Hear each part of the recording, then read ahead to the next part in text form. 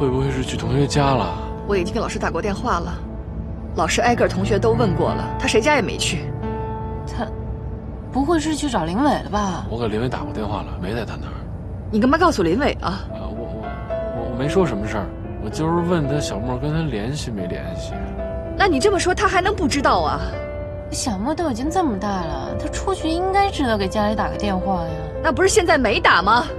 行了，姐，你别着急了，要不给韩总打个电话吧？我把照片都发给做酒店的朋友，说没看有孩子过去要房间。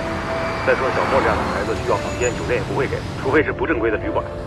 我也让朋友等着呢，你别着急，有消息马上给我电话。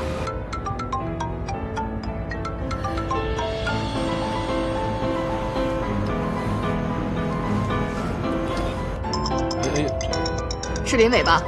你别接啊，把他电话挂了。接电话呀，接电话呀！姐，都别说了。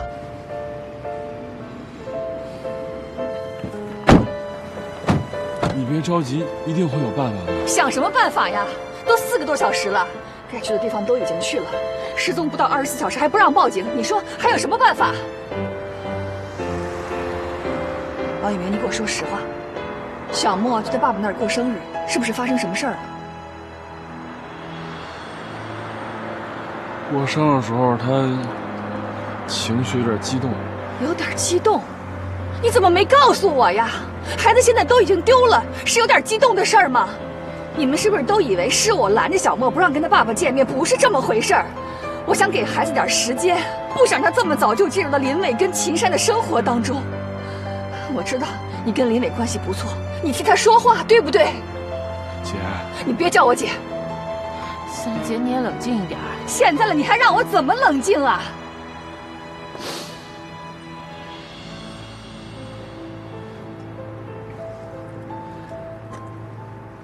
我知道小莫可能会去哪儿了。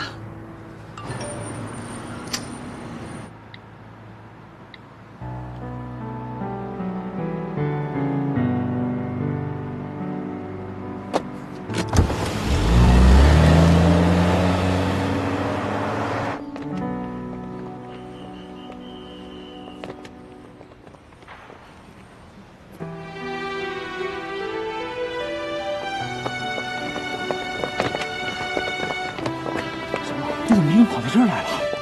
叫爸爸看看你。小莫，你想让爸爸急死啊？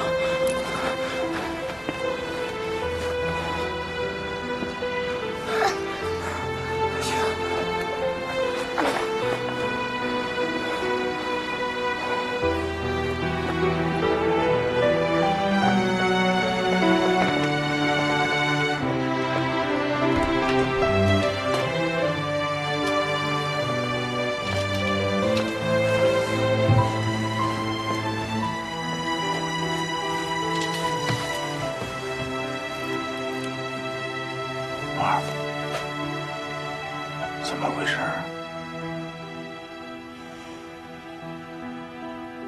你知不知道你今天的举动特别危险呀？要是爸找不着你怎么办呢？以后千万别这样了，啊？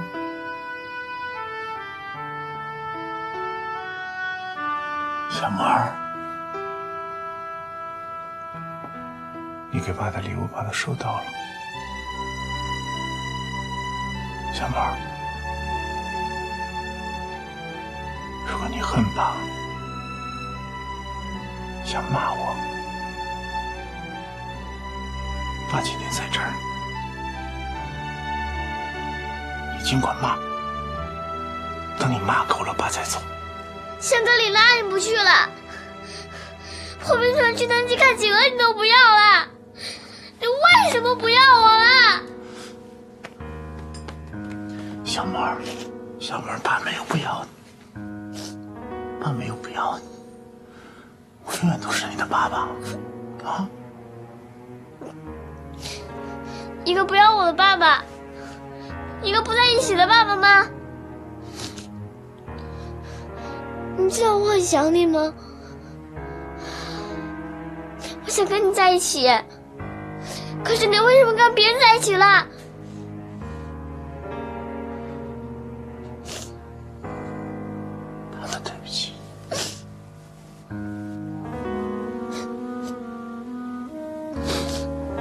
对不起爸爸。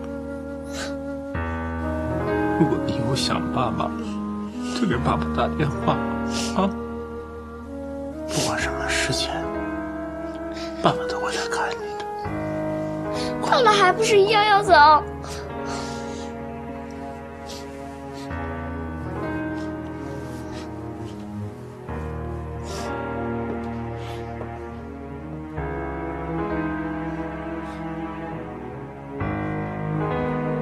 小莫，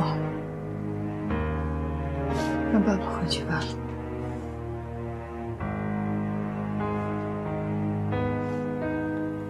我想再待一会儿。刚我姐情绪有点激动，你别介意啊。没事，就是为了小莫。一凡有个事儿我背了好几天了，我必须得跟你说。我真是想不明白，我们俩为什么离的婚？我要是真做错什么事儿，你跟我说，我改还不行吗？这回你改不了了。这事儿我怎么改不了？你连说都不说，你这么折磨我，为什么呀？我想不通。小韩那么大的事儿你都能过得去，这事儿怎么就过不去了呢？小韩这事儿我过不去，我再过不去了。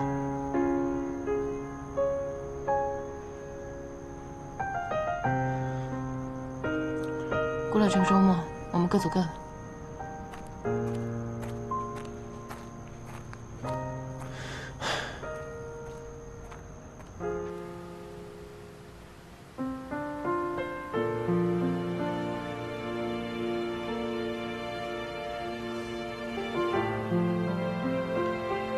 你回去吧。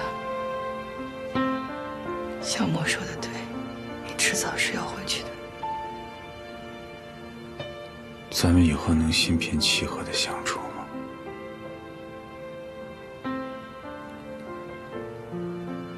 就算是为了小莫，怎么心平气和？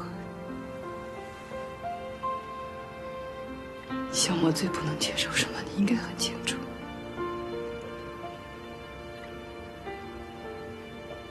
可我毕竟是小莫的爸爸呀。可你现在有了你自己的新家，你跟秦山肯定要结婚，会有你们自己的孩子。我觉得现在你更应该要想到对他负责。我只是希望能够跟小莫走得更近一点，就这一个要求。可以吗？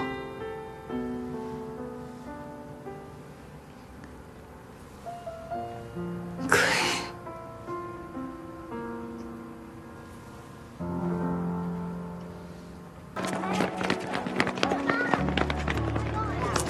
姨父，你怎么来了？你妈呀，今天有事儿，让我呢过来接你。姨父，我错了，我不会再跑了。我有事情请你帮忙。啊，什么事儿？说吧。那我说了，你可不能骂我。你先说，我听听。老师让我叫家长留下。为什么呀？我上跆拳道课不小心伤着同学了。哟，怎么回事啊？啊？你去了就知道了。我好不容易求老师，先别告诉我妈。行，走，听老师说什么。走。之前我跟他说过，让他练击剑，还跟他说这样爸爸和姨父就都能陪着他。可他不同意，非要选跆拳道，还说干嘛非要听大人的，他自己要有决定权。嗨，这跆拳道呢，我以前倒是练过。对于小朋友来说呢，练跆拳道就属于磨练心智和锻炼身体，是点到为止就行了，不用那么认真。可他呢，每回都是实实在在的。人老师啊，有好几次都想给你打电话了。这回是因为人小朋友还没准备好呢，他上去一脚就给人踹倒了，人家长肯定就恼火了呀。幸亏这老师呢跟家长啊一通的劝，人家才说呢不追究这责任了。怎么会这样呢？小莫一直都特懂事儿，学习成绩也不错，所以学校里我一点都没有担心过。哎呀，于明，哎，真是不好意思啊，让你替我在老师那儿挨批了。嘿，还有上回，我冲你发那么大的火，姐今天就一块儿向你道歉了。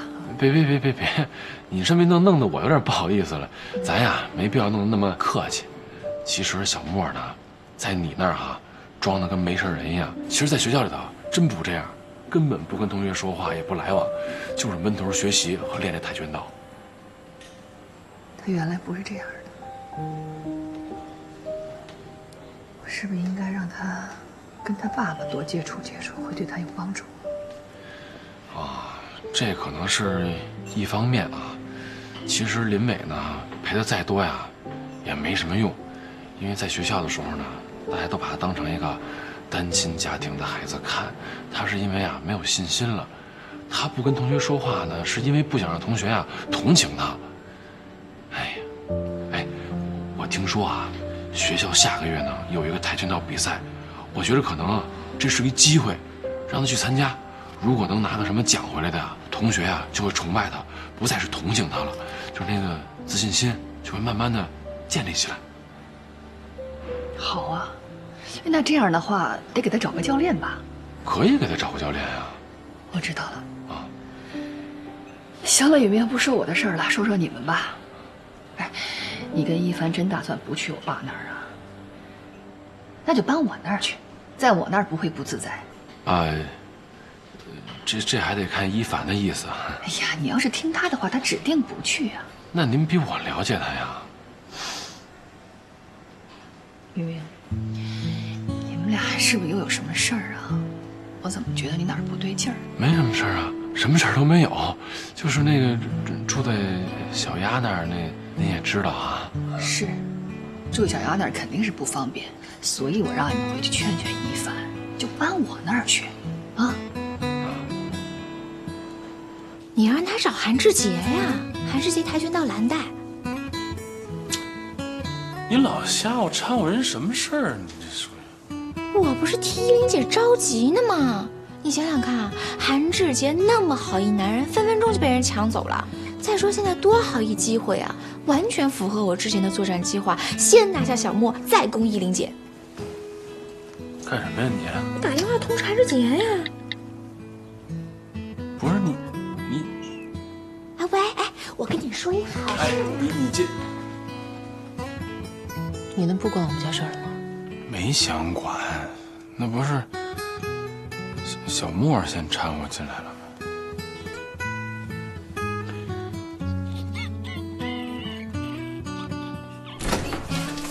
回来了。干嘛？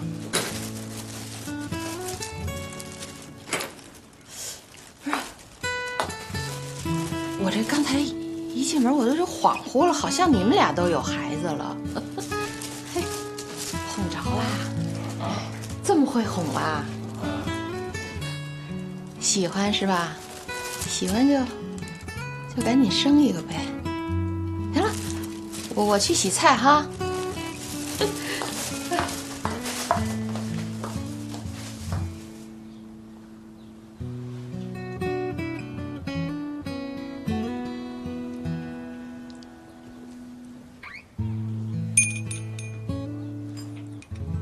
都睡着了，你也不怕吵着他。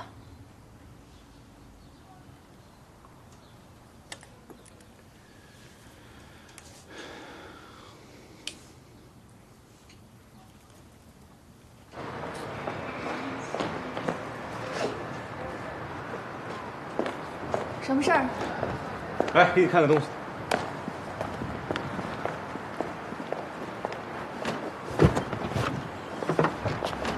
新的跆拳道服和护具，我刚才又去恢复了一下，准备给小莫当陪练。你怎么知道的？雨明说的。对，小丫。不用了，我正准备给小莫找个教练呢。我已经跟小莫说好了，他同意。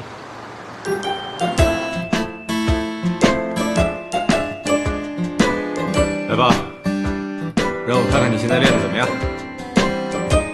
小亮，嘿。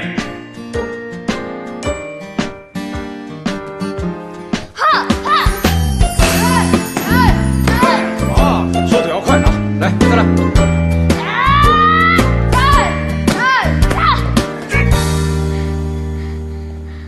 你真下黑手啊你！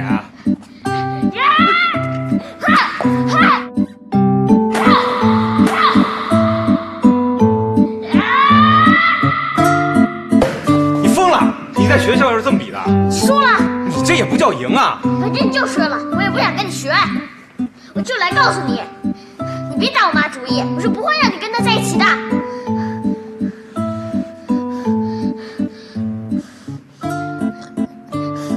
行啊你，这事儿你怎么知道的？反正我就是知道。我说呢，你这么爽快就答应我了啊？行，啊，咱歇会儿聊聊。别给我套近乎！有个小男子汉的样儿。这样吧，咱俩定一个男人之间的君子协定，你先跟我学，你要打赢了我，我听你的。不行，你是大人，我是小孩，不公平。那这样，你要是在学校的比赛里拿了冠军，你说了算，这行吗？你说的。君子一言，驷马难追啊。行。不，咱得说好了啊，得按规矩来。就像你那样，那叫犯规。好，一言为定。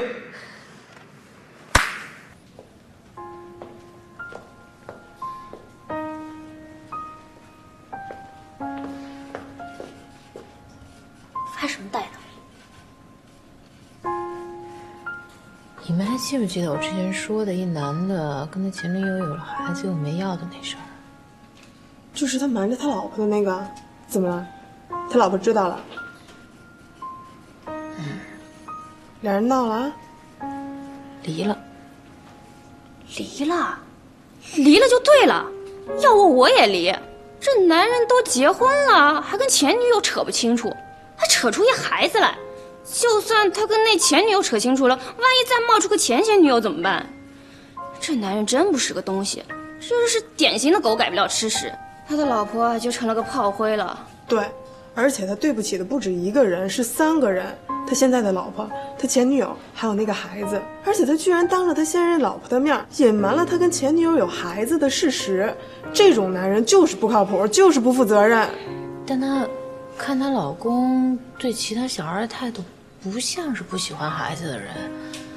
就她觉得她老公如果有了孩子，肯定舍不得拿掉。那会不会是她老公根本就不知道那孩子的存在啊？那或许是她前女友自己自作主张把小孩拿掉了，都没告诉过她老公。得了吧，不管这个男的怎么挽回和补救，他都已经劈腿了。那他劈腿都已经成事实了，就算他不知道这个孩子的存在吧，那他是不是劈腿了？对，这种男人千万不能信，当面一套背后一套，就是人面兽心的渣男。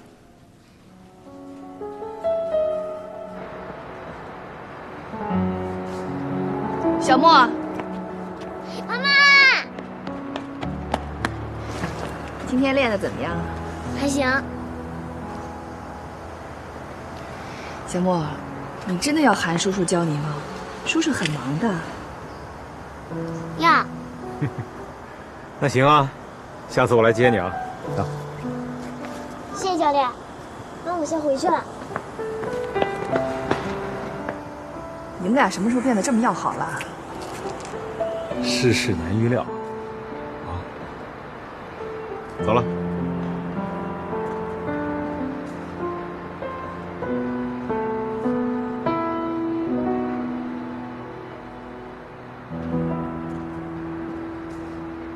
哎，你就真的没有什么要跟妈妈说的吗？这是我们男人之间的秘密。你要不跟妈妈说呢，妈妈就会一直想。想啊想啊，就睡不好觉，睡不好觉呢，就影响妈妈的工作。那你就不要去想不就完了呗。好，小坏蛋，你什么时候变得这么狡猾？我让你狡猾狡猾狡猾！啊，说不说？说不说？说不说？说不说？说不说？说不说？说不说？说不说？说不说？说不说？说不说？说不说？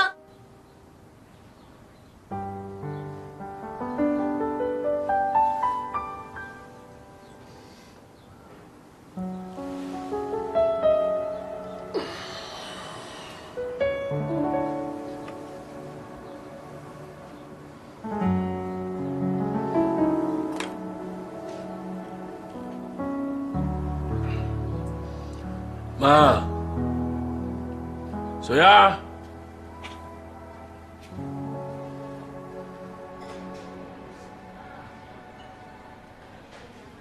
哎，我说江大律师，你这大周末的把我俩约出来，就是来看你玩游戏啊？就是，最近一直魂不守舍的，到底怎么了？你跟我说呀。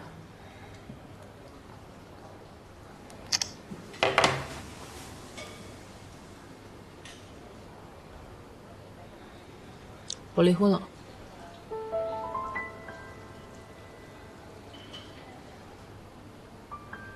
你说的那女的，不会就是你自己吧？那王宇明跟哪个女的搞在一起了？蒋小涵。我就说嘛，他跟这女的肯定没断干净。你确认了吗？别把人误伤了啊！我确定，之前王宇明他妈生病了，让我们帮他隐瞒1个礼拜。现在1个礼拜时间也已经到了，我觉得我也可以说出来了。那其他人知道吗？我还没告诉大家呢。这事儿我已经在心里憋太久了，再憋下去，我觉着我会崩溃。所以呢，就先跟你们说了，你们先替我保密着，其他人，我想自己告诉他们。干嘛呀？还都一副这样的脸，多好的事儿啊！从现在起，就算是正式回归咱们单身帮了。哼，晚上出去玩玩去。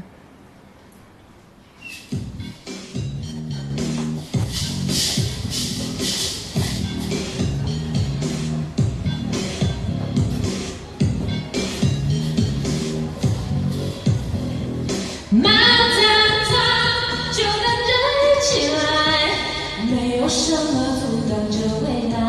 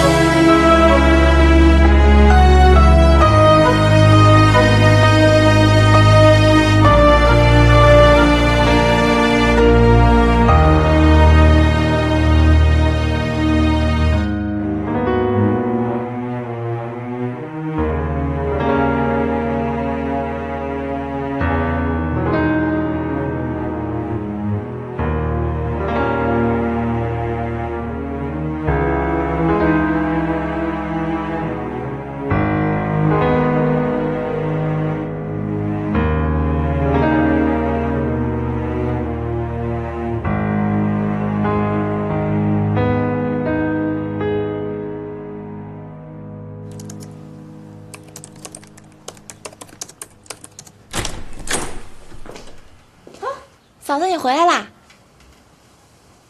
哎，过来看，过来看，你看，我跟小韩姐聊天呢，这是她的新男朋友，给你看一下啊，看怎么样？还行吗？真是太好了，小韩姐终于从阴影里走出来了。之前她跟若冰在一块儿的时候，非以为若冰不爱她。她怀了若冰的孩子，就硬是赌气把孩子打掉了。可是结果呢，发现是她误会了若冰。等她想挽回的时候，人家若冰就为她死了。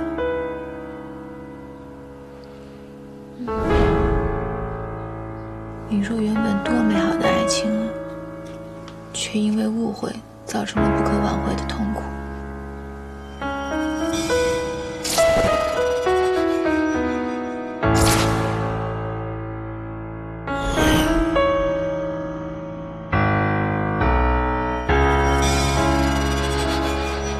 一直没想明白，为什么要跟我离婚？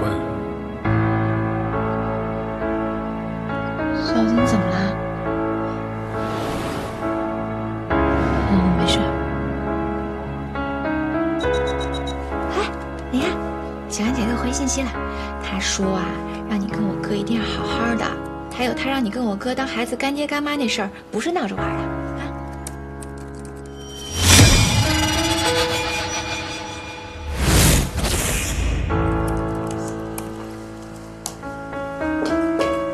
嫂子，你干嘛去？嫂子。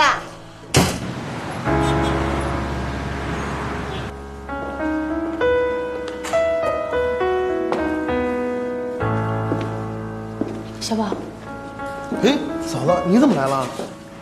雨明呢？他应该去见客户了。你找他有事吗？没事儿。那不在，那我就先走了。不，那你等一会儿吧，他一会儿就回来了。不等了，拜拜。不是，你要有什么事儿，我帮你。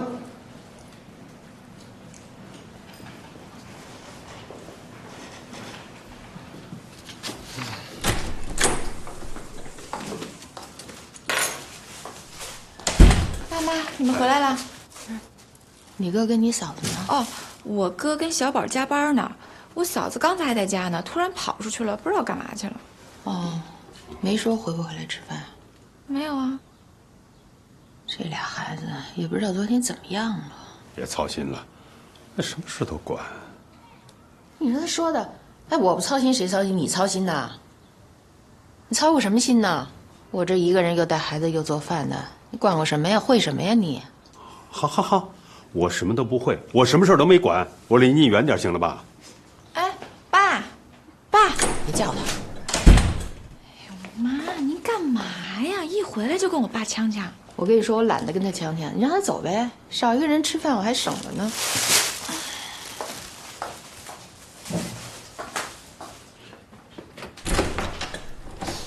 嘿，亲家，你怎么来了？这房子的事儿我还没找你算账呢。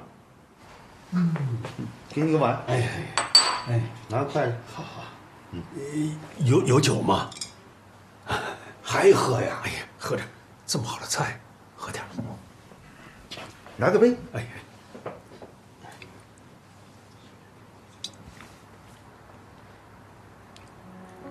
亲家，怎么回事啊？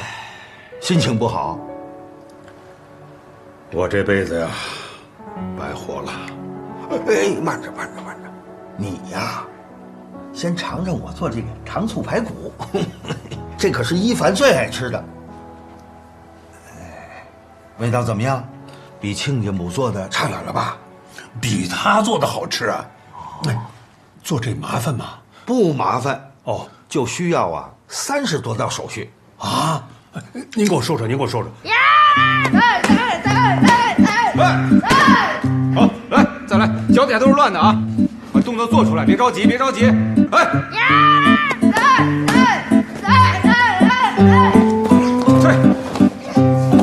又开始胡来，怎么这些天一点进步没有？是你教不好。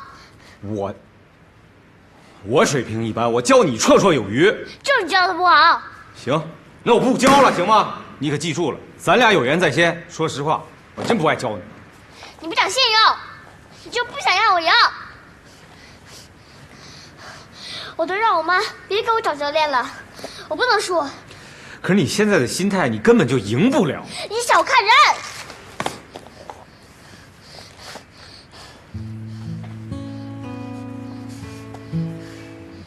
你练跆拳道只是为了赢吗？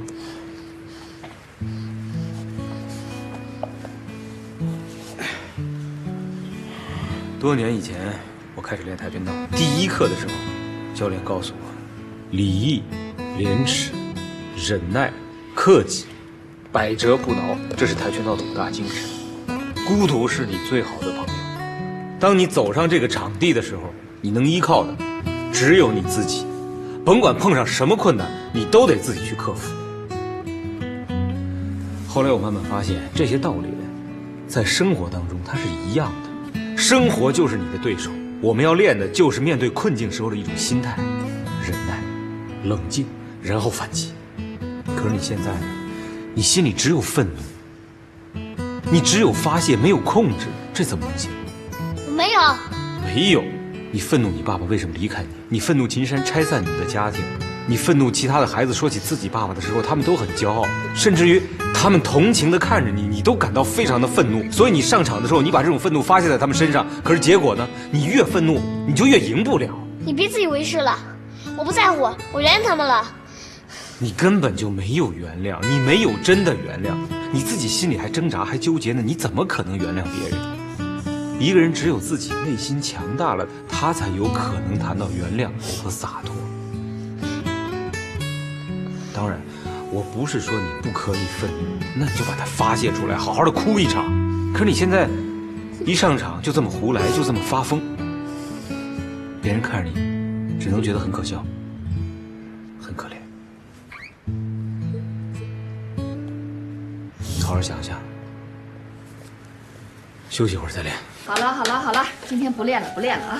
好，听妈妈话，来，不练了，来，睡觉啊，睡觉。妈，我明天还能接着练吗？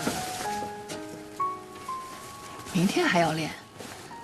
不上学了啊？我每天就练1个小时。再说，我白天抽空都在做作业。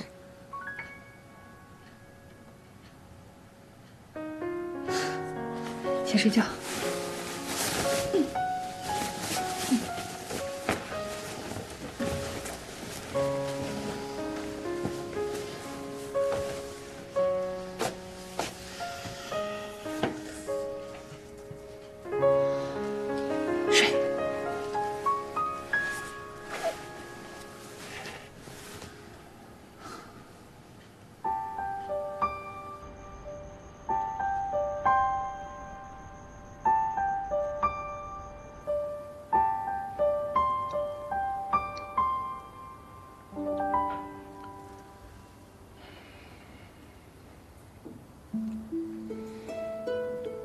对不起啊，我呢，知道我已经无法挽留你了，你想走就走吧，我找个机会跟爸妈解释。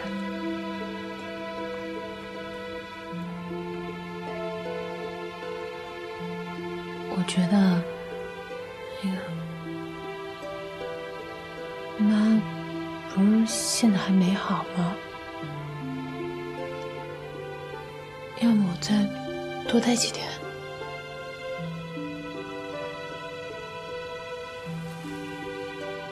是不是我妈要跟你说什么了？没事，你甭管她跟你说什么，你都不用管。反正这事我也想明白了，你真想走，我肯定不拦着你。我就希望以后呢，咱俩分开了，还能当朋友处。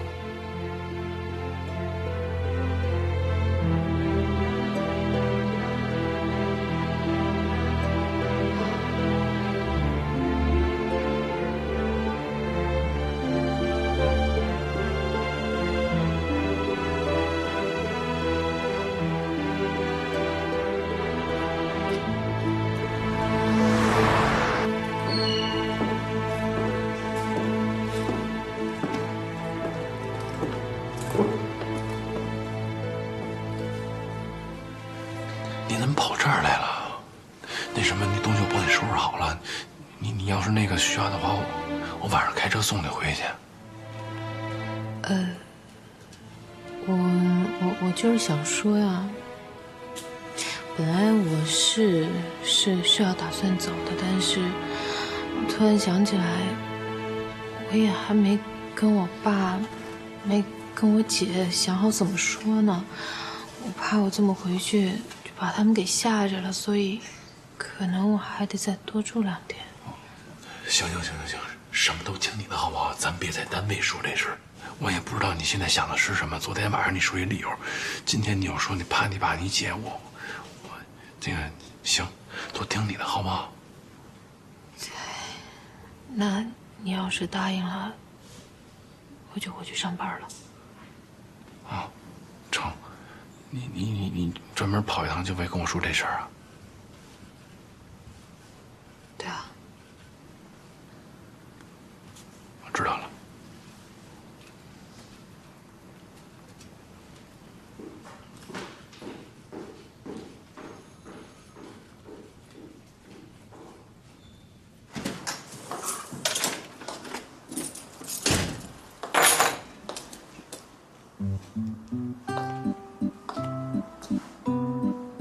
回来了。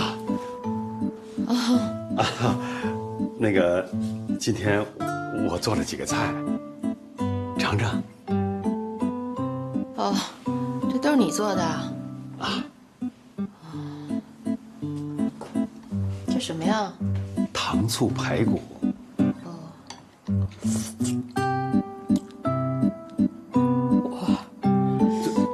怎么了？够酸了。啊，酸了？不会呀。你这是把醋当酱油了吧？我这头一回，多包涵多包涵。你尝尝别的。哎，对，回锅肉。这菜味儿都不错。哎，是真的。继续努力啊！哎。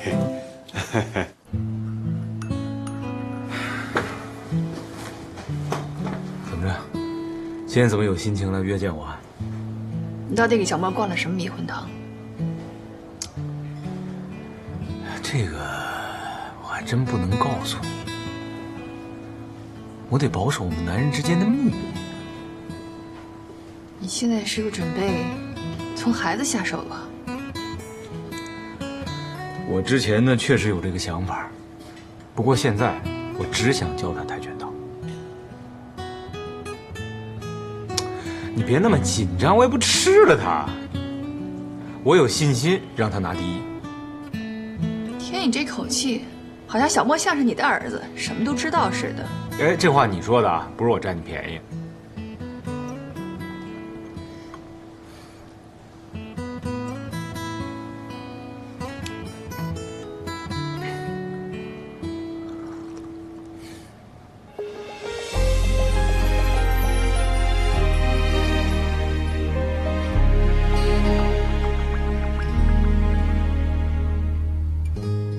一把伞遮住你和我，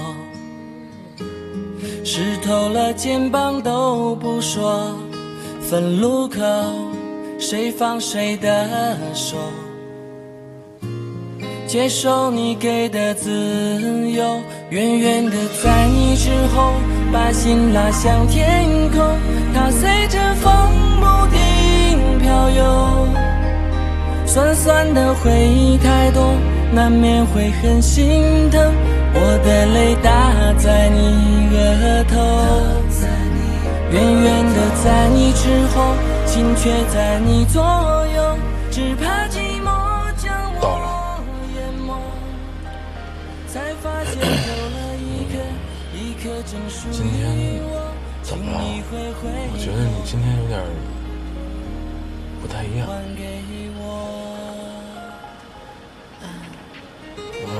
你要是不喜欢这么让我送你的话，你可以直接跟我讲，那就不送。其实我已经挺感谢你的了，你每天还这勉强着跟我这儿演着戏，实在是难为你了。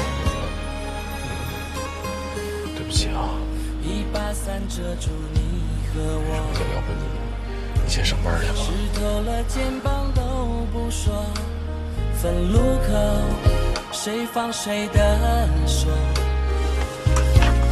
接受你给的自由，远远的在你之后，把心拉向天空，它随着风不停飘游，酸酸的回忆太多，难免会很心疼，我的泪打在你额头，远远的在你之后，心却在你左右，只怕寂寞将我淹没，才发现丢了一颗正属于我，请你回头还给我。那个何峰，我已经跟他打过电话了。对，可是因为最近挺忙的，我挑个时间就去找他，好吗？在，好，不错啊，这几天进步非常大。喂，谢谢教练。歇会儿，坐这儿拉伸吧。来呀！哎呀，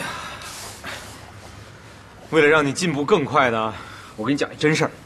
哎，你话怎么那么多呀？下去。曼德拉知道吗？原来南非那个总统。知道啊。他坐了27年的监狱，受尽了折磨。后来在总统就职仪式上，你知道他请了谁吗？不知道，我又没在场。3个当年折磨他的狱卒，而且他向这3个人致敬。他怎么想的呀？嘿，他就说了，当我走出监狱大门的时候，我就知道，如果我不能把愤怒和怨恨留在身后，那么我等于还是在这个监狱里。明白了吗？我明白了。明白什么？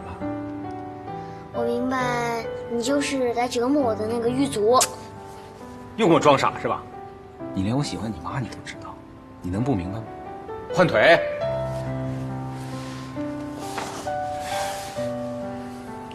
那我明白了，我就能赢。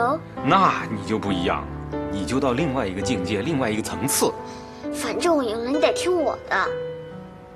我肯定让你从我妈面前永远消失。你先赢了再说吧，压腿。那你希不希望我赢啊？我希望你赢。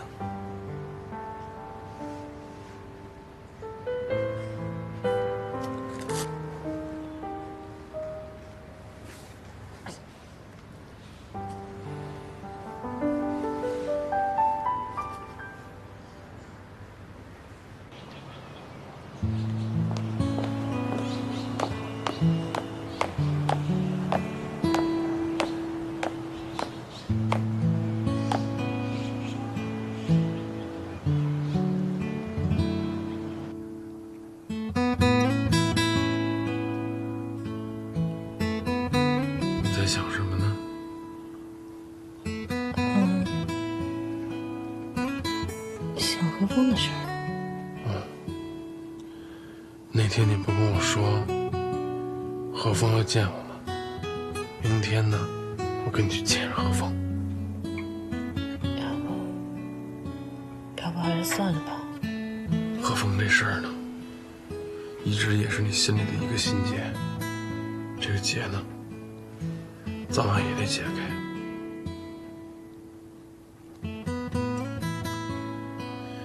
一凡，其实那天你跟我说你改变主意的时候，我就知道我们俩的这个结你已经解开了。虽然我不知道那个结是什么，我也不知道你是怎么解开的，但是这些都不重要。过去的事儿就让它过去了。我愿意从现在开始重新接受你。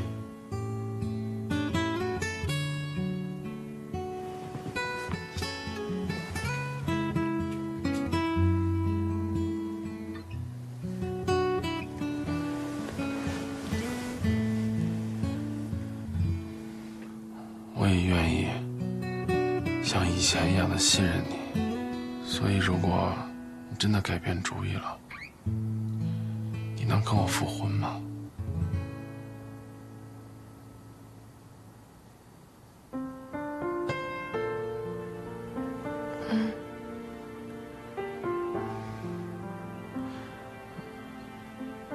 那如果这样的话，等到周一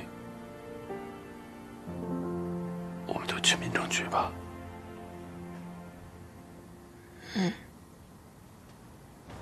哎呀，不好意思，二位久等了。姜律师，好久不见。王总，恭喜啊，公司又中标了一个大项目。哦，谢谢。小兰呢？和她妈妈爬山去了。妈妈？就是我现在的爱人，小兰跟他处得不错，最近很少说起以前的事儿。还有她妈妈，麻烦你们转告一下李一芬，就说小兰在我这过得很好，让她和她妈妈不用担心。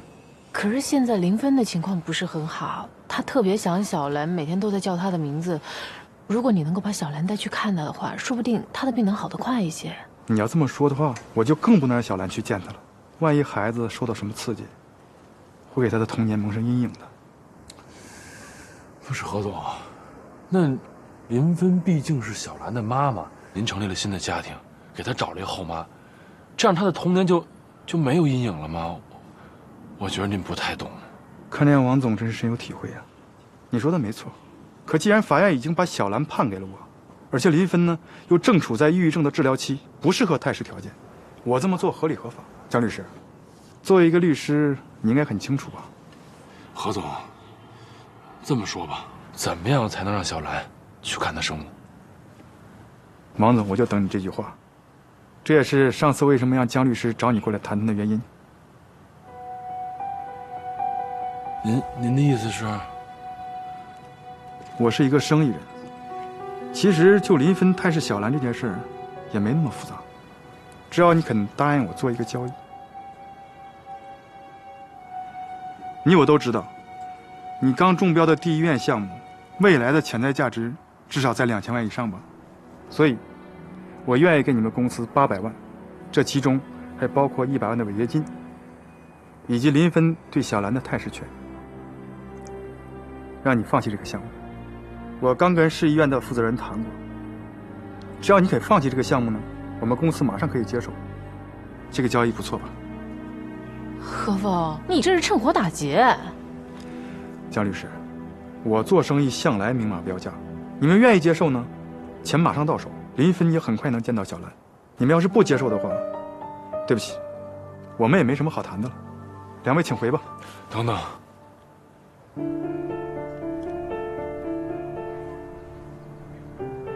好，我接受。爽快。我明天上午就把钱打给你。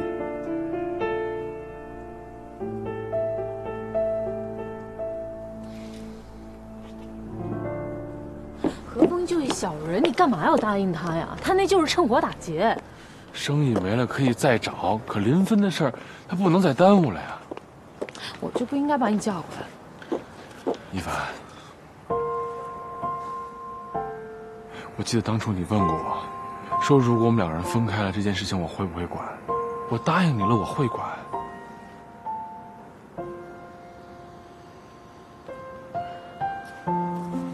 别对我那么好，对我越好，我心里就越难受。这你难受什么呀？你应该高兴才对啊！只要你能够把我当成你心里头唯一那个可以信任的人，我为你做什么都义无反顾啊！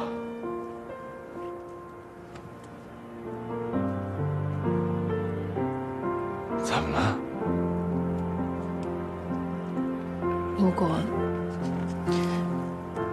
如果有一天你突然发现我误解你了，不信任你，你会怎么样？我相信我老婆会信任我的，那种事情你做不出来。别想那么多了，走吧，啊。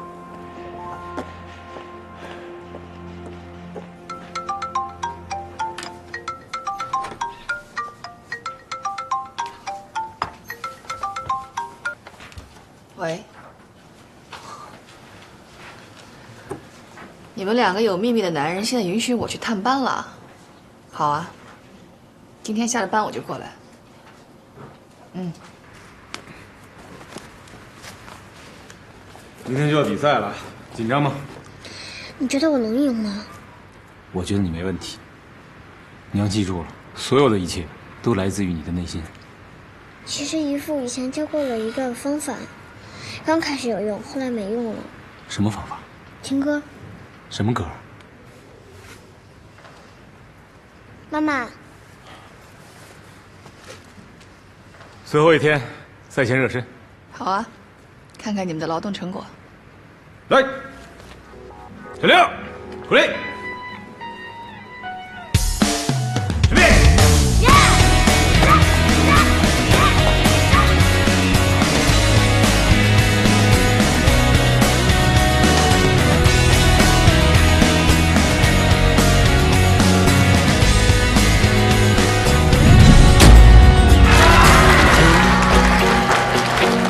喧嚣的心，这是爱的惯性。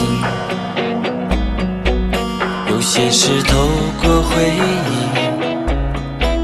才能够看得清。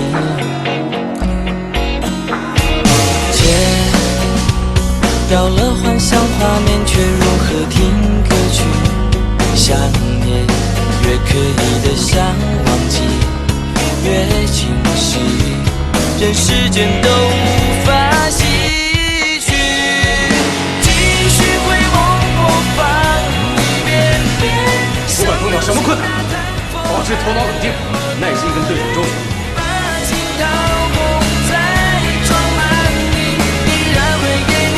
不管对手是强是弱，不畏惧，不犹豫，找准机会，一击制胜，来！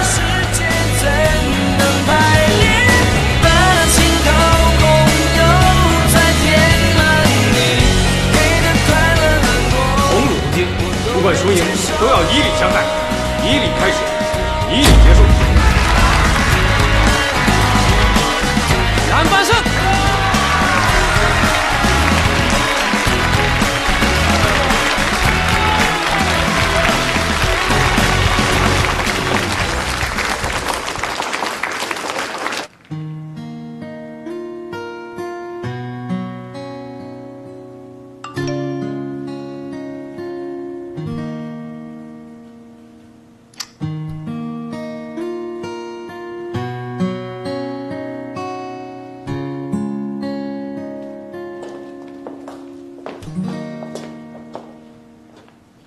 想什么呢？哦，没事儿。我出去一趟，下午你们帮我跟何曼欢请个假。干嘛去啊？有事儿。可怜的一凡，出那么大事儿还能正常来上班，要我早受不了了。他的内心还真够强大的。该是表面现象吧？你想啊，自己老公背着自己跟别的女人有了孩子，就算是打掉了，内心也肯定在崩溃的边缘了。是，我一直觉得宇明哥这人挺好的呀，怎么这次他俩闹成这样？我觉得我们应该帮一凡想想办法，找王宇明谈谈。王总，一个叫何峰的给咱们公司账上打了800万。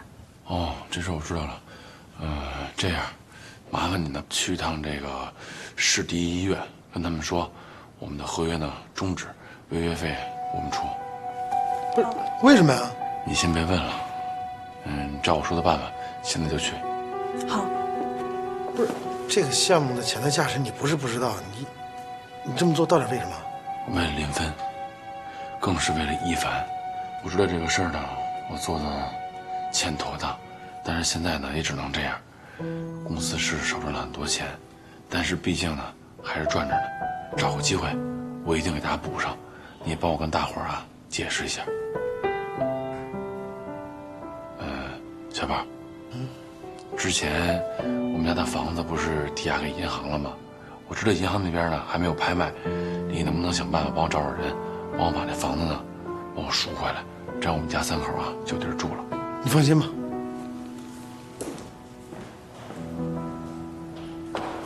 王总，外面有人找你。哦。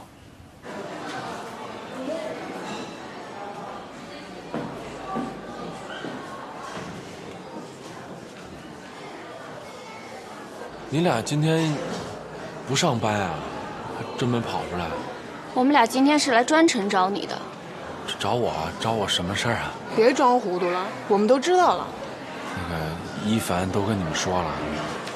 你为什么要跟一凡离婚？我们是离婚了，但是我们现在和好了，下午要就去复婚呢。王宇明，你还真能说，竟然把我们一凡骗得团团转呢。我骗他什么了？我骗他？别装了，你是真不知道一凡姐为什么跟你离婚呀？这个我真不知道，我问过他，他一直没跟我说。后来就有跟我和好的迹象，那我就想，要不这事就别提了，过去就当它过去了。算了，你知不知道一凡为什么这么做？他就是为了挽回你们的婚姻。你还真以为他什么事儿都没有？挽回？挽回是什么意思啊？他肯定是一开始气不过来，后来又觉得自己年纪大了，怕嫁不出去了，所以才没办法妥协的。别跟他废话了，你跟蒋小涵的孩子到底怎么回事？我跟蒋小涵有孩子啊？什么乱七八糟的，哪来的孩子呀？你还装呢？一凡都已经知道了，你妹妹跟蒋小涵的 QQ 聊天记录里头已经写着了，她怀了你的孩子，后来又打掉了。等，我跟蒋小涵有孩子了。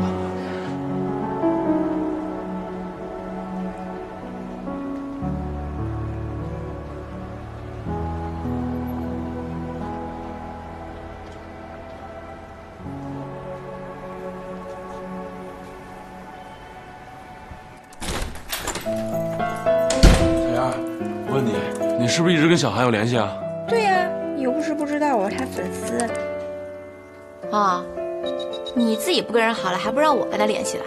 我不是那意思，我是想问你，这样，你把那个你跟小涵的聊天记录拿来给我看看。干嘛？这我的隐私，我干嘛给你看呀？我让你给我看就给我看呗，哪那么多废话呀你？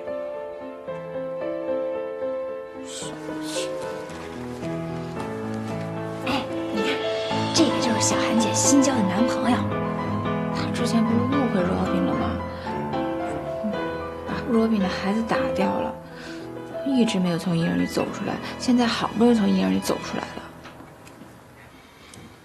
哦，对了，小安姐还让我提醒你，她说让你跟嫂子当孩子干爹干妈的事儿不是闹着玩的。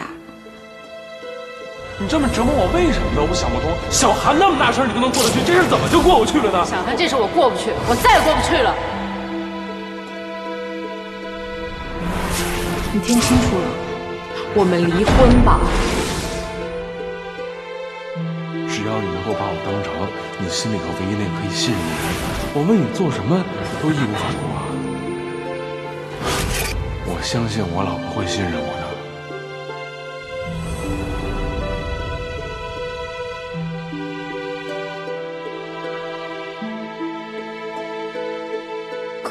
哥，你怎么啦？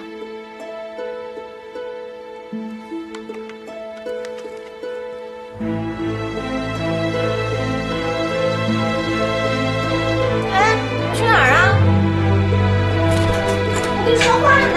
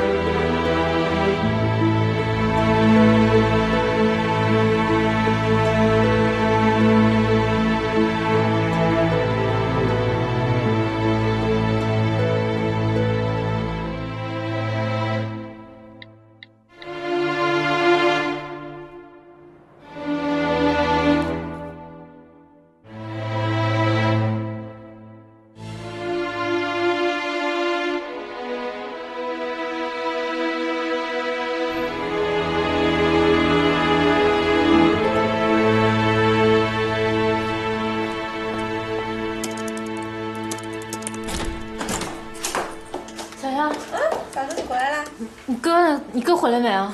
我哥回来了，回来非要看我跟小涵姐聊天记录，看完就跑了，不知道干嘛，神经兮兮。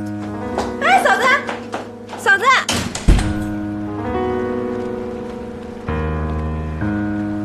一凡，咱俩已经结婚了，你为什么这么不信任我呢？我怎么信任你？耀哥以前说什么我都信，现在对不起，我真信任不了。我在医院躺一天，你干嘛去了？卖车，转移财产。如果有一天你突然发现我不信任你，你会怎么样？